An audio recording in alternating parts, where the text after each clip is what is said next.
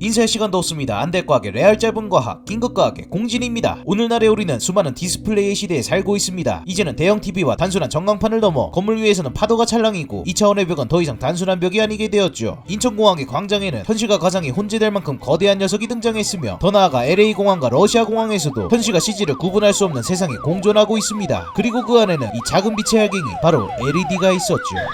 영상과 현실의 경계를 허물고자 했던 시도는 매우 오래전부터 있었습니다. 특히 영화에서는 로케이션 촬영 대신 배경에 영상을 틀어놓고 주인공들이 운전을 하는 아주 힘든 연기를 해내고 있었지요. 당연히 기술이 아쉬웠던 만큼 관객들은 주인공과 배경 간의 이질감을 쉽게 눈치챌 수 있었고, 이러한 문제는 오히려 영화에 대한 집중을 방해하기도 했습니다. 그러나 점차 영화의 규모가 거대해지고 미지화의 조우를 꿈꾸는 공상과학 영화가 넘쳐나기 시작하면서 해외 로케이션과 그린스크린에서 이어르는 대형 영화의 공식인 것처럼 여겨졌습니다. 그러던 2019년 이 새롭게 등장한 기술은 그 공식의 벽을 허물기 시작합니다. 여러분은 가죽 재킷을 입고 오토바이를 붙잡은 배우가 숲을 바라보고 있는 모습을 지켜보고 계십니다. 그의 선글라스와 오토바이에 반사된 숲의 모습은 누가 봐도 로케이션 현장에서 촬영한 영상으로 보이죠. 그리고 무대 뒤에 서 있던 스태프들은 사실은 LED로 만들어진 배경에 CG 화면을 바라보고 있습니다. 스타워즈 시리즈의 드라마를 제작하면서 제작 예산을 영화보다 줄여야만 했던 존 페브로 감독은 현존하는 최고의 시각효과 스튜디오인 인더스트리얼 라이트 앤 매직과 게임 엔진계를 주름잡고 있던 언리얼 엔진의 에픽 게임즈와 손을 잡습니다. 그들은 그린스크린을 쓰지 않고도 로케이션을 하지 않고도 해외 출장으로 자가격리를 하지 않고도 실시간으로 LED 벽에 CG로 된 배경을 넣고 배우들과 촬영을 할 수 있는 세트장을 만들었습니다. 이러한 작업은 제작 비용을 크게 절감할 뿐만 아니라 장소의 제약으로부터 벗어날 수 있고 그린스크린에 의해 발생되는 심각한 후반 작업의 고통으로부터 스태프들을 구원해 주었죠. 현실적인 그래픽과 함께 색 표현이 뛰어난 이 LED의 벽은 언리얼 엔진을 만나면서 영상을 촬영하는 카메라를 게이밍 마우스라고 생각이 나는 듯 실시간으로 배경의 원근감까지 표현해 주었습니다. 덕분에 우리의 눈은 이렇게 촬영된 영상으로부터 현실과 가상을 구분할 수 없는 놀라운 순간들을 맞이하게 되죠. 그렇게 LED 디스플레이의 시대는 다양한 크리에이티브한 사람들과 함께 예상할 수 없었던 또 다른 미래의 세상을 열어가고 있습니다. 그렇다면 이 LED는 과연 어디에서부터 시작된 것일까요? 1900년대 초는 무선 전신에 대한 꿈이 이뤄지던 시기였습니다. 단연 마르코니 사는 그 선두에 있던 회사였죠. 그리고 여기에는 선구적인 실험을 했던 한 청년이 있었습니다. 바로 라디오의 초기 개척자 중 한 명인 헨리 조셉 라운드였죠. 마르코니사에 입사한 지 얼마 안 되어 무선 전신에 대한 연구 개발에 한창 열정적이었던 그는 1907년 우연히 카보런덤이라고 불리우던 탄화괴수 결정에 전압을 인가할 때 노란색 빛이 발산한다는 것을 발견합니다. 라운드는 어이구 뭐야 전압을 주니까 빛이 나오네 하고 놀란 나머지 일렉트리컬 월드라는 잡지의 편집자에게 황급히 이 발견을 작성하여 기고합니다. 10V의 전압을 카보런덤에 인가했더니 거기에서 노란 빛이 나왔다. 이 짧은 기고문의 문장에서는 젊은 헨리 조셉 라운드의 신이 난 목소리가 들리는 것만 같았죠. 비록 그는 이렇게 LED라고 불릴 만한 현상들을 처음으로 발견했지만 그 후에 특별한 후속 연구를 진행하지는 않았습니다. 그러던 1927년 당시의 소련 연방이었던 러시아의 올렉 로제프는 영국의 라운드가 발견한 것과 비슷한 현상을 관측합니다. 카보런덤, 즉 탄화규소에서 빛이 나오는 것을 관측한 것이죠. 그는 단순히 관측을 넘어 이러한 빛의 방출이 탄화규소 덩어리가 나타내는 다이오드 동작과 연관이 있음을 인지했습니다. 다이오드란 전류가 한쪽 방향으로만 흐르는 소자를 의미합니다. 말 그대로 다이오드 양단에 전압을 플러스로 주느냐 마이너스로 주느냐에 따라 전류가 흐르거나 흐르지 않을 수 있죠. 그리고 이 탄화규소 광물에서는 실제로 전압이 플러스로 인가되는지 마이너스로 인가되는지에 따라 전기 신호가 아닌 빛이 나오거나 나오지 않는다는 것을 깨닫게 됩니다. 바로 빛을 방출하는 다이오드, 즉 라이트 에미팅 다이오드의 약자인 LED의 존재가 인류에게 처음 드러나는 순간이었습니다. 그러나 2차 세계대전이 발발하면서 그의 열정과 통찰력은 끝내 상용화까지 이어지지 못한 채 그는 그렇게 전쟁의 희생자 중 한 명으로 사라지고 말았습니다. 비록 LED에 대한 연구는 이후 실용적인 수준까지 끌어올리지 못했지만 전쟁이 끝난 이후에는 인류의 시대를 뒤바꾼 반도체의 시대가 들어섭니다. 1940년대에 반도체 다이오드와 트랜지스터가 등장하고 1950년대 잭 킬비는 지적 회로를 탄생시켰으며 1960년에는 벨 연구소에서 근무하던 강대원 박사가 오늘날 전자기기에 없어서는 안 될 모스펫을 개발합니다. 그렇게 반도체 내부에서 일어나는 전자들의 행동에 대한 이해도 충분히 성숙해지고 있었죠. 덕분에 전기가 빛으로 바뀌는 LED에 대한 연구도 급속도로 발전하기 시작합니다. 1962년에는 이름만 들어도 유명한 텍사스 인스트루먼트, IBM, 제너럴 일렉트릭, MIT 등에서 LED와 관련된 주목할 만한 결과들이 등장합니다. 갈륨 아세나이드라는 반도체에 불순물을 선택적으로 때려 넣어 한쪽은 전자가 풍부하고 다른 한쪽은 전자가 결핍된 상태로 만들면 가장 기본적인 다이오드 구조인 피엔 접합 다이오드의 형태가 만들어지는데요. 이렇게 만든 갈륨 아세나이드 다이오드에서 적외선의 빛을 방출하는 소자를 만들 수 있다는 연구 결과가 거의 동시다발적으로 발표됩니다. 그러던 1962년 12월 1일 제너럴 일렉트릭에서 근무하던 닉 홀로냐크는 홀로 갈륨 아세나이드 반도체에 아예 인원소를 덧붙여 앞서 연구된 적외선 방출의 결과를 조금 더 짧은 파장으로 옮기는 데 성공했고, 그렇게 우리 눈으로 보이는 빨간색 빛이 방출될 수 있음을 보고합니다. 그렇습니다. 우리가 아는 그 빨간색 LED가 처음 처음 세상에 등장한 것이죠. 이후 고효율의 노란색 및 녹색에 가까운 LED가 뒤이어 등장하고 참으로 오래 걸렸지만 제대로 된 파란색 LED도 과학계의 이단아였던 나카무라 슈지에 의해 구현됩니다. 나카무라 슈지 교수는 그 공로로 2014년 노벨 물리학상을 수여받습니다. 바로 빨주노초 파남보의 모든 색을 표현할 LED의 마지막 인피니티 스톤을 완성한 공로로 말이죠. 이후 무지개색의 LED를 완성한 과학자들에 의해 백색의 LED 전등이 등장하게 되고 학교나 사무실에 흔히 볼 수 있었던 형광등은 보다 효율적인 LED 전등으로 교체되기 시작합니다. 이었고 1997년 한 시대를 풍미했던 밴드인 U2의 콘서트에서 대형 LED 전광판이 구현되면서 전광판으로 LED를 쓰는 시대가 도래하기 시작했죠. 그러나 LED가 TV나 전자기기에 디스플레이로 적용되는 것은 생각보다 어려운 일이었습니다. 이런 LED들로 손안의 작은 세상을 표현하기엔 세상이 전혀 보이지 않았고 반도체 공정 기술로 작은 픽셀의 LED를 만들자니 특정 기판에서만 제대로 된 LED가 성장할 수 있었기 때문에 유리기판에 모든 것을 제작해야 하는 디스플레이 기술에서는 LED가 곧바로 제작되기가 어려웠죠. 야, 이거 전광판이 한 개일 것 같은 불길한 기운이 드는 그때 때마침 새로운 구원투수가 등장합니다. 바로 유기물 기반의 LED, 즉 올가닉 LED, OLED 등판. 1987년 미국 코닥사에서 근무하고 있던 탕칭환 박사는 유기물로 이루어진 OLED의 상용 가능성을 처음으로 보여줍니다. OLED는 유기물의 유연한 물성 덕분에 이베포레이션이라는 방법을 이용하여 단순히 물질을 증발시켜 유리기판 위에서도 비교적 쉽게 제작할 수 있었죠. 이것은 마치 초등학교 미술 시간에 배운 스텐실 기법으로 스프레이 프린팅을 하는 것과 비슷한 방법이었습니다. 그렇게 21세기에 들어서며 디스플레이 시장에서는 격변의 시대를 맞이하기 시작합니다. 그리고 삼성은 2007년 드디어 손담비를 앞에 내세워 LCD 기술을 대체할 아몰레 몰래 아몰레드의 시대를 이룩하죠. 바로 AMOLED 디스플레이가 등장합니다. LCD의 경우 리퀴드 크리스탈이라고 불리우는 액정 뒤에 형광등을 붙이고 그 위에 있는 액정이 원하는 영역에서 그 빛을 조절하는 형태로 디스플레이를 표현할 수 있었지만 말 그대로 디스플레이 전체에 형광등이 계속 켜져 있기 때문에 완벽한 어둠을 표현하는 것은 거의 불가능했습니다. 반면 OLED 디스플레이는 자체가 빛을 발광하는 형태였기 때문에 검은색을 표현하는 부분에서는 빛을 완전히 꺼버릴 수가 있었지요. 덕분에 우리는 정말 말이 안 되는 명암비를 가지는 새로운 디스플레이의 시대를 열게 됩니다. 검정색이 진짜로 검정색인 훨씬 더 몰입감이 높은 OLED 디스플레이의 시대가 도래한 것이지요. 이제 최신형 스마트폰에서는 OLED 디스플레이를 발견하는 일이 점점 더 빈번해졌습니다. 그러나 스마트폰에 들어가는 작은 OLED 디스플레이와 달리 TV와 같은 대화면에서는 빨강, 초록, 파란 각 픽셀에 대한 OLED 증착에서의 어려움이 있었습니다. 세 가지 색의 OLED를 작은 픽셀 배열로 증착해야 되는데 스텐실 기법으로 증착하자니 면적이 너무 커서 구멍 뚫린 철판이 축축 처지는 문제가 있었던 것이죠. LG는 이를 극복하기 위해 아예 전면에 흰색 OLED를 깔고 컬러 필터와 전극을 이용해 픽셀을 구현하는 WOLED TV를 구현합니다. 그렇게 우리나라 디스플레이의 양대 산맥이 스마트폰과 TV 시장에서 전세계 OLED 시장을 지배하는 시대가 펼쳐집니다. 심지어 LCD에서는 기대하기 어려웠던 플렉서블, 폴더블, 롤러블의 시대도 열게 되었죠. 그러나 이상하리 많지 LCD의 시대는 끝내 저물지 않았습니다. 바로 OLED가 유기물이라는 이유로 생겨나는 치명적인 문제들 때문이었죠. 마치 음식이 쉽게 부패하는 것처럼 유기물인 OLED는 산소와 수분, 온도에 상당히 민감합니다. 따라서 얼마나 이러한 환경들로부터 OLED 물질을 노출시키지 않느냐가 OLED 공정의 가장 중요한 부분이었죠. 또한 이와 비롯해 일어나는 낮은 수명의 문제와 번인 현상은 소비자들의 마음속에서도 불을 지폈습니다. 그러던 과학자들은 문득 질문을 하기 시작합니다. 유기물이 문제면 그럼 무기물은 어떨까?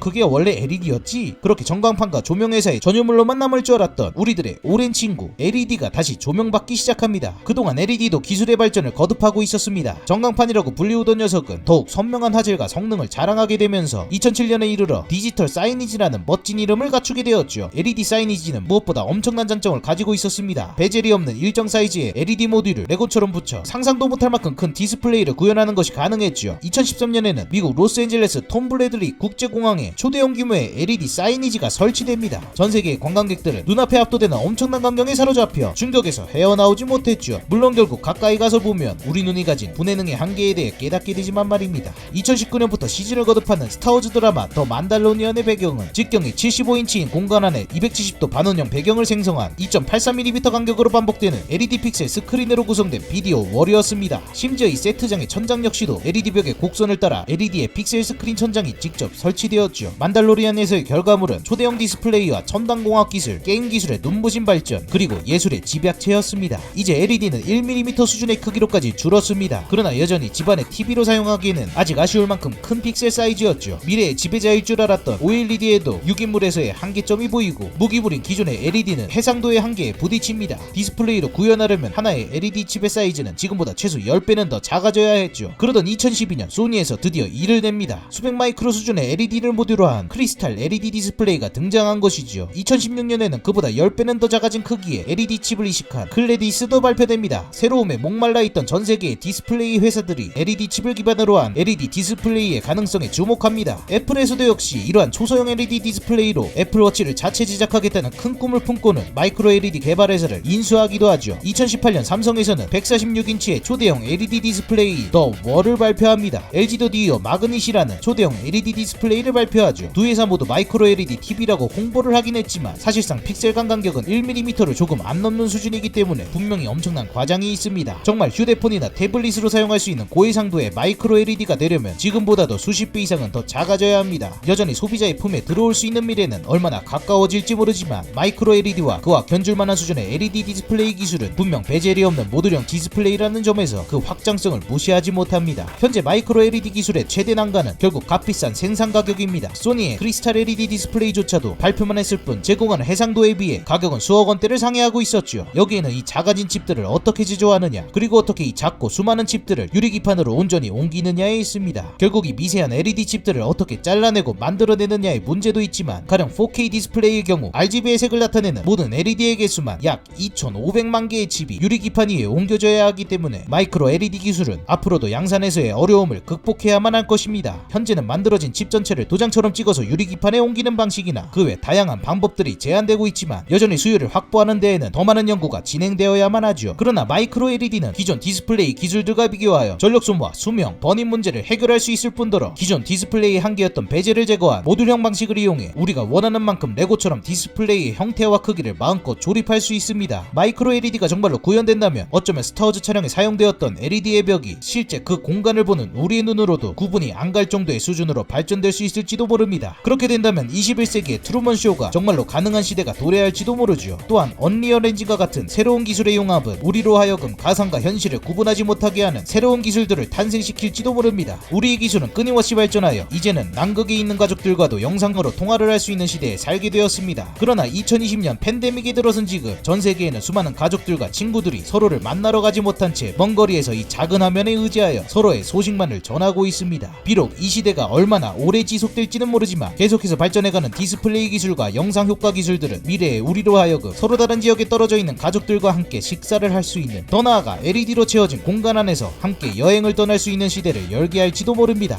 디스플레이를 연구하는 과학자들은 앞으로 디스플레이 기술의 승자가 OLED가 될지 마이크로 LED가 될지 아니면 이 작은 LED를 융합한 업그레이드된 LCD 기술이 될지에 대해 여전히 논쟁을 하고 있지만 이 안에 정답이 하나 있다면 이 모든 과학기술의 발전이 우리로 하여금 또 다른 풍부한 경험을 제공해줄 것이라는 사실입니다. 비록 아직은 가야 할 길이 많은 디스플레이 기술이지만 지금 이 시간에도 사회적 거리를 두고 있는 우리가 발전한 과학기술을 통해 걱정 없이 자유롭게 마주할 수 있는 그날을 기약하며 지금까지 영화보다 더 핫한 거하 긴급과학의 봉진이었습니다. 지금까지 보시고 도움이 되셨다면 아래에 댓글 꼭 남겨주시고요. 그리고 잊지 마시고 구독과 좋아요 꾹 눌러주시기 바랍니다.